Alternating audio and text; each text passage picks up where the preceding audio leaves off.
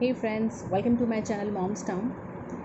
Friends, आज हम इस वीडियो से जानेंगे कि बच्चों में फ्लैट हेड होता क्या है, इसका प्रिवेंशन क्या है और अगर हो जाए तो इसका ट्रीटमेंट क्या है। तो वीडियो शुरू करने से पहले दोस्तों मेरी आपसे गुजारिश है कि अगर आपने मेरा चैनल सब्सक्राइब नहीं किया है तो प्लीज़ आप मेरे चैनल को सब्सक्राइब कीजिए और लेटेस्ट अपडेट के लिए बेल आइकन पर हिट करना ना भूलिए। तो आइए शुरू करते हैं। फ्रेंड्स, हम सब ने देखा है कि कई बच्चों में फ्लैट हेड हो जाता है। जब वो पैदा होते हैं तो उनका सिर गोल रहता है, गोल आकार में पैदा होता है, लेकिन जैसे जैसे टाइम बढ़ता रहता है 1 या 2 मंथ्स के अंदर हम देखते हैं कि बच्चों का जो सर होता है, पिछला ये सिर का जो पिछला भाग है वो चपटा हो जाता है। तो इसे ही हम फ्लैट हेड कहते हैं। तो फ्लैट हेड अब हमने जान लिया ये होता क्या है और ये क्यों होता है, अब हम ये जानेंगे। वैसे तो हम देखते हैं कि जब बच्चा पैदा होता है कि बच्चों का ये वाला पोर्शन जिसे हम तारू कहते हैं और ये वाला पोर्शन बहुत ही सॉफ्ट होता है। ये वो इसलिए क्योंकि बच्चे का जो स्कल होता है वो पूरी तरह से डेवलप नहीं होता। जो स्कल में जो हड्डियाँ होती हैं वो हर जगह से जॉइन नहीं होती, तो ये वाला भाग थोड़ा सा खाली दिखता है अगर हम टच करें, और ये पीछे वाला भाग बहुत सॉफ्ट होता है। तो बार बार इस जगह पे प्रेशर पड़ने से अब देखते हैं कि बच्चा जब पैदा होता है तो वो एक ही पोजीशन में लेटता है, वो सीधा ही लेटा होता है। तो बार बार बच्चे के सिर पे प्रेशर पड़ने से, इस जगह पे प्रेशर पड़ने से बच्चे का सिर जो है चपटा हो जाता है। तो ये था मेन रीज़न कि बार बार प्रेशर पड़ने से एक ही जगह पे बच्चे का सिर चपटा हो जाता है। दूसरा जो मेडिकल टर्म्स में रीज़न है वो है प्री मैच्योर बेबी। अगर आपका बच्चा प्री मैच्योर या कोई बच्चा प्री मैच्योर पैदा हुआ है तो उस केस में भी बच्चे का सिर कुछ दिनों बाद आप देखते हैं कि चपटा हो जाता है। और अगर बच्चे की नॉर्मल डिलीवरी हुई है और नॉर्मल डिलीवरी के टाइम बच्चे को वैक्यूम से निकाला गया है, यानी कि वैक्यूम का प्रेशर दे के बच्चे के सिर पे उसको बाहर निकाला गया है, तो उस केस में भी कुछ टाइम बाद आप देखते हैं कि बच्चे का सिर जो है चपटा हो जाता है। तो ये था कुछ मेडिकल रीजंस कि बच्चों का सर जो है चपटा क्यों हो जाता है। लेकिन मेन रीज़न जो मैंने आपको बताया कि बार बार बच्चे के स्कल पे, सिर के ऊपर प्रेशर पड़ने से ही बच्चे का जो सर जो है चपटा हो जाता है। तो ये 3 मेन रीज़न है। लेकिन हम सब ने ये भी नोट किया है कि बहुत कम परसेंटेज, यानी कि आप बोल सकते हैं कि 4 से 5% बच्चे अगर जब पैदा होते हैं तो उनका सिर पहले से ही चपटा होता है। तो वो अगर वो पैदा ही कंजेनिटल एब्नॉर्मलिटी के साथ हुआ है तो उस केस में बच्चे का सिर आप गोल नहीं कर सकते। वो आप डॉक्टर से भी पूछेंगे तो वो गोल नहीं कर सकते, लेकिन डॉक्टर वो बार बार ये चेक करता है कि उसकी ग्रोथ, उसकी मेंटल ग्रोथ और उसकी जो ग्रोथ है, फिज़िकल ग्रोथ, वो अच्छे से हो रही है या नहीं। बस बेसिकली वो यही चेक करते हैं। लेकिन अगर वो बच्चा पैदा होने के बाद उसका सिर चपटा होता है तो ये कुछ प्रिवेंशन जो मैं है वो आपको बताऊंगी, जो डॉक्टर भी बताएगा, और अगर हो जाता है तो ट्रीटमेंट भी डॉक्टर उसका बताते हैं। तो अब प्रिवेंशन के लिए जो फर्स्ट जो मैं आपको बताऊंगी टिप वो यही है कि अगर बच्चा लेटा है, बच्चा पैदा होता है तो एक ही पोजीशन में लेटता है, तो उसकी कुछ टाइम बाद आप बच्चे का जो है पोजीशन चेंज करते रहिए। यानी कि अगर वो सीधा लेटा है तो कभी लेफ़्ट या तो कभी राइट आप बच्चे को लेटा सकते हैं। तो अगर बच्चा बहुत छोटा है तो आप उसको काफ़ी देर तक तो लेफ़्ट या राइट पोजीशन में नहीं लेटा सकते। तो दिन में आप कुछ टाइम ऐसा आप बना लीजिए अपना कि इस टाइम पे हमें बच्चे को 5 से 10 मिनट तक एक करवट पे रखना है और उसी तरह से 5 से 10 मिनट बाद दूसरे करवट पे रखना है। तो एक ऐसा टाइम फ्रेम बनाएंगे, एक रूटीन बनाएंगे, तो उससे भी एक जगह पे प्रेशर बच्चे का नहीं पड़ेगा और उससे फ्लैट हेड होने का खतरा कम हो जाएगा। और दूसरा जो टिप वो है ये है कि जब बच्चा 3 मंथ्स का हो जाए, बिकॉज़ 3 मंथ से पहले बच्चे को, छोटे बच्चे को डॉक्टर्स भी तकिया देने से, पिलो देने से मना करते हैं। तो बच्चा अगर 3 मंथ्स का हो जाता है तो उसके बाद बच्चे को मस्टर्ड सीड्स का पिलो आप बनाइए बच्चे के लिए, और वो आप बच्चे के सिर के नीचे रखेंगे। तो क्या होता है, मस्टर्ड्स के जो छोटे छोटे दाने हैं वो बच्चे के सिर के अकॉर्डिंग एडजस्ट हो जाते हैं और जिससे बच्चे का सिर के ऊपर कोई प्रेशर नहीं पड़ता और फ्लैट हेड होने का खतरा कम रहता है। तो आप ये घर पे बना सकते हैं। आपको बेसिकली कॉटन का एक कपड़ा लेना है जिसमें आपको कुछ मस्टर्ड ऑयल, अगर आधा किलो आप मस्टर्ड ऑयल है वही बहुत होगा, वो आपको भरना है और अच्छे से टाइटली आपको चारों तरफ से सिल देना है। बस बच्चे के सिर के नीचे आपको, वो जब भी लेटा तो उसको सिर के नीचे रखिए और आप नीचे रखेंगे तो बच्चे के सिर के अकॉर्डिंग वो मस्टर्ड के दाने आसपास एडजस्ट हो जाएंगे और बच्चे के सिर पे प्रेशर नहीं पड़ेगा। तो अगर आप ये घर में बना सकते हैं then it's well and good. Otherwise आप मार्केट से बीड्स वाले एक तकिए आते हैं जो स्मॉल स्मॉल थर्माकोल के बीड्स होते हैं, तकिए में तकिया की तरह बना के आप देखते हैं किसी शॉपिंग मॉल में जाते हैं तो वहाँ बेसिकली आपको मिल सकता है, या आप किसी भी शॉप पे जाएंगे, अगर आप पूछेंगे बीड्स वाली पिलो तो वहाँ भी वो आपको दे सकते हैं, तो वो भी आप बच्चे के सिर के नीचे रख सकते हैं फ्लैट हेड प्रिवेंट करने के लिए।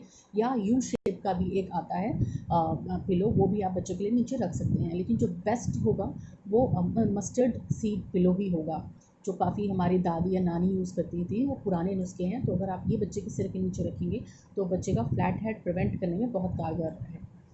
तो नेक्स्ट जो मैं आपको टिप बताना चाहूँगी वो है टमी टाइम, जो कि बहुत इम्पॉर्टेंट और बहुत इम्पॉर्टेंट स्टेप है और बच्चे का प्रिवेंट करने के लिए फ्लैट हेड। तो अब हम जानेंगे टमी टाइम क्या होता है। टमी टाइम होता है बच्चे को जब भी हम लिटाएं कुछ टाइम के लिए आप उसको पेट केबल रहने दें। तो अगर वो पेट केबल रहेगा तो उसकी जो बच्चे की जो शोल्डर है और नेक है वो तो मजबूत होगी ही होगी, लेकिन बच्चे के सिर पे इस भाग पे भी प्रेशर नहीं पड़ेगा, तो उससे भी बच्चे का फ्लैट हेड होने का खतरा कम हो जाता है। लेकिन बच्चे को आप जब भी टमी टाइम दें, अगर वो 6 महीने से कम का है तो जब भी बच्चा टमी टाइम ले तो ध्यान रखें कि आपके बच्चे के नॉस्ट्रिल ना दबे रहें, बिकॉज जब छोटे बच्चे रहते हैं तो वो बेसिकली सांस वो अपने नाक से ही लेते हैं, उनको नहीं पता होता कि वो मुंह से सांस ले सकते हैं। तो अगर आप बच्चे को टमी टाइम देते हैं तो आप ध्यान रखिए कि आप बच्चे को अच्छे से सुपरवाइज़ कर रहे हो। ऐसा नहीं कि आप बच्चे को टमी पे लिटा के आप अपना काम करने लगें या सो गए। तो इसलिए मैं आपको रिकमेंड करूँगी आप दिन में ही एक ऐसा टाइम बनाइए जिसमें आप बच्चे को अपना टमी टाइम दें। और हम टमी टाइम कितने महीने के बच्चे को दे सकते हैं, तो बेसिकली आप जब भी बच्चे की नाड़ गिरती है तो आप उसके बाद दे सकते हैं। तो बच्चा अगर 1 महीने का हो जाता है तो उसके बाद आप टमी टाइम दे सकते हैं। लेकिन 1 महीने का बच्चा बहुत छोटा रहता है, उसको अगर आप बेड पे लिटाएंगे तो वो अपना नेक जो है नहीं उठा पाता, उसको नहीं पता चलेगा। तो अगर इतने छोटे बच्चे को अगर आप टमी टाइम देना चाहते हैं तो बेड की बजाय आप अपने लैप पे दीजिए। लैप पे कैसे, जब आप बच्चे की मालिश करते हैं, बैक की मालिश करते हैं, तो आप उसको लैप पे लिटाते हैं और उसका मुंह उसका दबता नहीं है। तो उस तरीके से आप बच्चे को टमी टाइम अपने लैप पे दीजिए। लैप से थोड़ा सा आगे आप अपने बच्चे का सिर आप प्लेस कीजिए और उसको 5 से 7 मिनट जब तक बच्चा कंफर्टेबल महसूस करे आप रखिए। तो लैप पे बहुत सेफ़ है अपने बच्चे को अगर आप टमी टाइम देंगे, बजाय बेड के, अगर वो 3 मंथ से कम का है। लेकिन अगर वो 4 मंथ्स का या 5 मंथ्स का है तो बेसिकली बच्चे का नेक का जो बोन्स है और शोल्डर की बोन्स स्ट्रॉन्ग हो जाती है और वो अपना नेक को ऐसे उठा सकता है। तो उस केस में बच्चे को आप बेड पे टमी टाइम दे सकते हैं। लेकिन फिर भी मैं कहूँगी कि आप सुपरवाइज़ करते रहिए, बिकॉज 6 मंथ से छोटे बच्चे को कभी भी आप अकेला बेड पर, वो भी टमी टाइम देते समय, नहीं छोड़ देंगे, जो कि बहुत डेंजरस है। तो जब भी आप बच्चे को टमी टाइम दें आप ध्यान रखें कि आप अपने बच्चे के आसपास हैं। तो ये मेरी नेक्स्ट टिप थी।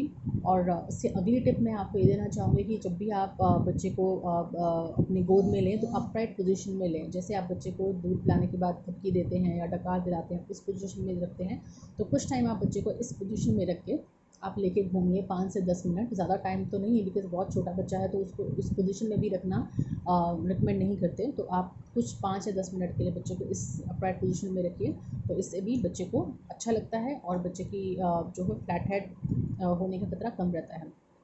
नेक्स्ट स्टेप है vitamin D drops. Vitamin D drops, yes friends, अगर आप डॉक्टर्स के पास जाते हैं तो बच्चा अगर आपका छोटा है तो वो 1 साल तक के बच्चे को विटामिन डी ड्रॉप्स जो है रिकमेंड करता है। वो बेसिकली बच्चों की हड्डियों को मजबूत करने के लिए होता है। तो अगर बच्चों की हड्डियाँ मजबूत हो जाती हैं तो उसका जो ब्रेन का डेवलपमेंट है, उसका स्कल का डेवलपमेंट है, वो अच्छे से होता है और उससे भी जो है फ्लैट हेड होने का खतरा कम रहता है। तो विटामिन डी ड्रॉप्स आप बच्चे को देते रहिए अगर आपका बच्चा 1 साल से कम का है। और नेक्स्ट जो टिप है वो है मसाज। तो मसाज हर एक बच्चे के लिए बहुत इंपॉर्टेंट होती है। तो अगर आप बच्चे के सर का मसाज करते हैं तो आप उसको गोल आकार देके, जिस तरह से ऐसे गोल, इस तरह से गोल गोल करके आप बच्चे को मसाज करिए। तो इससे भी बच्चे के शेप फॉर्म, बच्चे का सिर का शेप फॉर्म होने में बहुत फ़ायदा करता है। तो ये थे कुछ प्रिवेंशन। अगर आप बच्चे को फ्लैट हेड से बचाना चाहते हैं तो ये कुछ प्रिवेंशन थी जो आपको अपनी लाइफ में अपनाना पड़ेगा अगर आपका बच्चा बहुत छोटा है।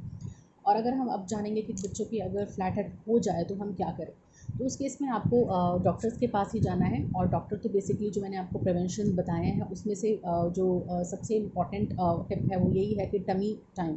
तो आपको वो टमी टाइम ही बताएंगे कि आप बच्चों को कुछ टाइम तक टमी टाइम दीजिए और अपराइट पोजीशन में रखिए और कुछ देर बाद उसकी पोजीशन चेंज करते रहिए। लेकिन अगर बच्चा आपका 1 साल का या 1.5 साल का हो जाता है फिर भी उसका सिर चपटा ही रह जाता है, तो उस केस में डॉक्टर जो है एक हेलमेट प्रोवाइड करते हैं। तो वो डॉक्टर की सुपरविजन में ही होता है, तो वो ही आपको इस बारे में बता सकते हैं। तो आपको डॉक्टर को कंसल्ट करना है। ये जो मैंने आपको प्रिवेंशन बताए, अगर आप ये अपना लेंगे तो आपको डॉक्टर के पास जाने की ज़रूरत नहीं पड़ेगी। तो ये थे मेरे कुछ टिप्स कि आप कैसे फ्लैट हेड प्रिवेंट कर सकते हैं, अगर हो जाए तो ऐसे कैसे ट्रीट कर सकते हैं। तो फ्रेंड्स, अगर आपको ये मेरा वीडियो पसंद आए तो आप प्लीज़ लाइक बटन पे हिट करना ना भूलें, और कमेंट सेक्शन में अगर आपका कोई क्वेरीज़ हैं या आपको मेरे से कोई शिकायत है तो आप वो भी मेंशन कर सकते हैं, मैं आपको बिल्कुल इस चीज़ का जवाब दूँगी। Till then bye bye, take care, और आप मेरे चैनल को सब्सक्राइब कीजिए। Thank you so much, you have a good day.